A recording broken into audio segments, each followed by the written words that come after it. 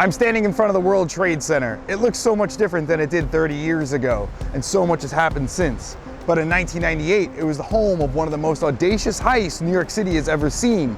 3 masked men entered one of the buildings of the Twin Towers and robbed the Bank of America of over $1 million. And they almost got away with it. For Inside Edition Digital, I'm Sal Bono, and this is New York Gritty. The Twin Towers opened on April 4th, 1973, and were the largest buildings of the world at the time. They were citadels of commerce, trade, and power. It was massive, and it was bustling. It was a landmark. It marked Lower Manhattan. But it's just, the whole thing is just, I guess if you work there all the time, it's fine. But it's a little unnerving. And you're literally looking out in the clouds, I always thought, like, it's just such an amazing sort of feat of engineering to have put something like that up. And also I felt completely unsettled by being in there as it sort of swaying around talking about terrorism.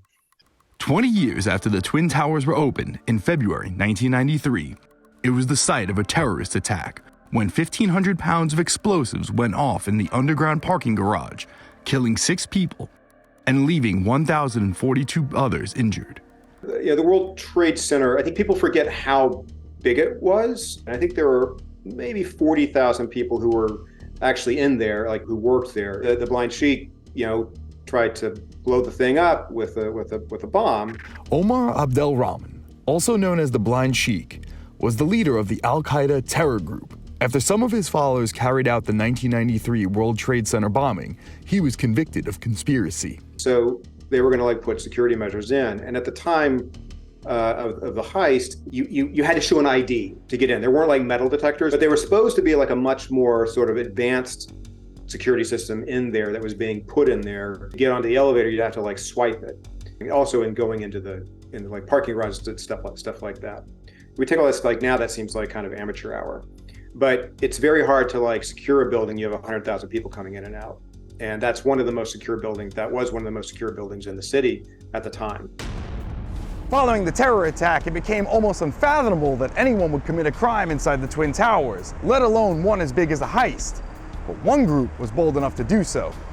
On the morning of January 14th, 1998, around 8 a.m., 3 masked and armed men entered One World Trade Center. They handcuffed all on board and bound the feet of most of the occupants of the elevator. The perpetrators removed a gun from one of the guards, and at the end of the act, they left that weapon behind. They did not touch the weapon of the other guard. So you had 3 guys who went up in an elevator to the 11th floor. It's where there was a Bank of America currency exchange. And they went up there and they waited. And down below, on the street level, you've got 2 Brinks guards, and they're loading up a bunch of there's 6 bags, basically, about $3.2 million in currency. Half of it's US and half of it's foreign. And they're putting on the dollies, and they're taking it up in I think it's freight elevator 5. And they're going up. There's about 8 people in the car. 1 person gets out. They get up to 11, and the doors open. And it's just as they're about to walk out, here these 3 guys are. One of them has a gun, pulls the gun, tells them to freeze, goes in the elevator, ties them all up, takes 3 of the bags, rips them open, stuffs the money into their duffel. They chose the bags that they were getting. They might have mischosen, but they were very specific about these certain 3 bags. They then, after they got all that taken care of, they sent that elevator up to the 22nd floor, which was a floor that was under construction, so nobody was there. And then they went down in the passenger elevator to the ground floor. And it's at this point that they took off, after they got out of the freight elevator, they took off their ski masks. But they didn't think about the fact that there are, I think, 55 cameras in the World Trade Center at that point. And so were very quickly images of all their faces that went out on the APB and to find them. The whole heist reportedly took about 45 minutes. Nobody could figure out how they did it. Everybody said, it's got to be an inside job. It was the sort of story, any story, that was just going to lead every paper. It was just made for TV, made for the movies. Unlike the movies, they end up getting caught. But how did they almost get away with it? Well, they almost got away with it, except for the fact that their faces were shown and they went back to their neighborhood. 2 of the 3 robbers went back to a quiet little neighborhood in Brooklyn, like Michael Reed and Melvin Folk, who say they were just along for the ride, while another was nowhere to be found. So in covering this, one thing really struck me. I think it was a bartender said to me, they're not the smartest knives in the drawer, right?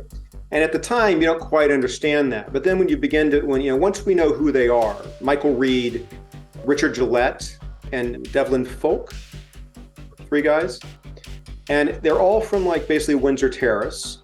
They're kind of universally disliked in the neighborhood. I think they grew up there and everybody knows them and everybody knows they're just like bad news and they're not going anywhere.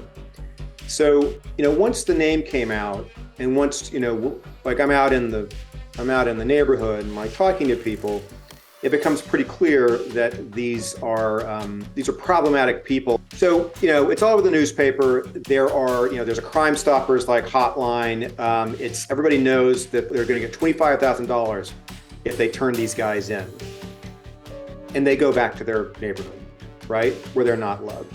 Less than 48 hours after the heist was finished, Folk and Reed were quickly identified and captured, but Gillette was still at large. So I guess he's the smartest knife in the drawer. But, he hops a train, an Amtrak that's headed to California. When he gets to New Mexico, there's a state trooper that's looking for drugs and fugitives and stuff. They hop on the train and they see him and he's wearing this, he loved Green Bay Packers. Apparently he's all on this Green Bay Packers stuff. He's very New York looking. Apparently he had a crooked nose and he had a very thick Brooklyn accent. And he's nervous. Despite Gillette thinking he was in the clear, his face and description was sent to every law enforcement agency in the country in an all-points bulletin. Steve Devotie and Troy Chadwell were partners with the Albuquerque Police Department Bike Patrol and never expected to be a part of this caper. Yeah, pretty much. It was just something you saw in the news and figured, oh, that's interesting. But you don't expect something like that to come on your doorstep. But so I was on bicycle patrol at the time and worked with my partner, Steve Devotie. On that day, we received an all-points bulletin. APB came out that they were looking for this individual. A lot of time we'll go to the train, the Amtrak one. We have a lot of drugs and money going through. When that came out, there was a little bit of excitement because Steve's like, we're going to get this guy. We're going to get this guy. And so he had this idea, let's check hotels. And I don't know if that had been put out on the APB or not, but I think Steve originated that idea. And the reason is he figured if this guy wants to lay low, then where's he going to go? He's going to try to find a place to stay for the night. Right. And so there was a lot of seedy hotels in the downtown area. While cops scoured Albuquerque for Gillette, he tried to blend in with locals. The fugitive went for a drink at a bar called Famous Sam's. He goes to Famous Sam's and he sits down, he starts having a beer, just like a regular Joe. And he gets 1 or 2 beers and then the police come in. But by that point, he's not there. And everybody's like, oh, I don't know where he went. He must have left. The police leave. And then it turns out he was just in the can.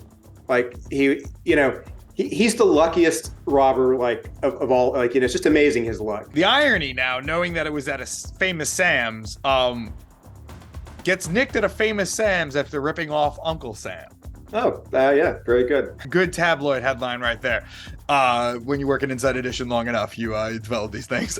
When they gave the description, he was wearing of all things, a Green Bay Packers jacket and a hat. And it was cold out. This was in January. Mm-hmm. And it was around 8 o'clock, a little before 8 o'clock. One of our sergeants, Heights Cornell, had located someone matching that description in the area of Famous Sam's or something. It was a restaurant near 10th and Central. So my partner and I, we went up, Troy and I went just to the west of that, and we worked our way east, checking the motels and stuff.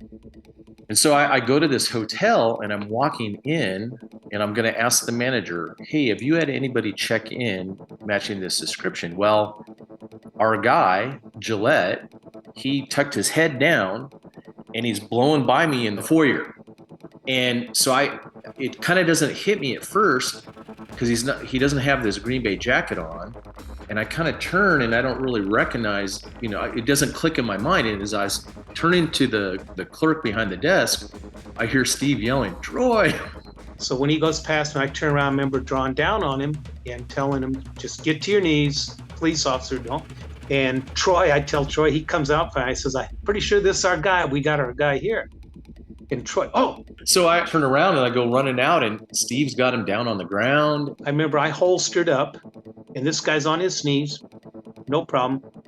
Troy kept him at gunpoint. And the reason we did this, he was in a bank robbery. So we're assuming, he could be armed. And I cuff him real quick. My partner, Troy Chadwell, he's keeping me covered. We got this guy in custody, and I'd blown right past him. Once we get the handcuffs on, then I search him really good. And that's when we took the jacket out. What do you think? About what? This look like a nice place? No, not really. The hotel where they nabbed Giletti might look familiar to fans of Breaking Bad and Better Call Saul. It is the infamous motel where some of the biggest plot points in both series occurred. Hey, come on, we gotta move. So we get on the radio at that point. Now, in the meantime, we're searching him, and no weapons. We do a really good pat down. This guy complied with everything. He was really beat. I think he was tired. He was cold. He knew a lot of walking, but he wouldn't identify himself. Wouldn't provide. He had no idea. Wouldn't tell us who he was. He wouldn't talk. He did it. No problem at all. It looked like a parade on Central. I've never seen so many cars. DEA, police. I think there was even some other three-letter agencies showing up. Giletti was taken into custody by federal agents. It's just like anything in police work. It's right place, right time.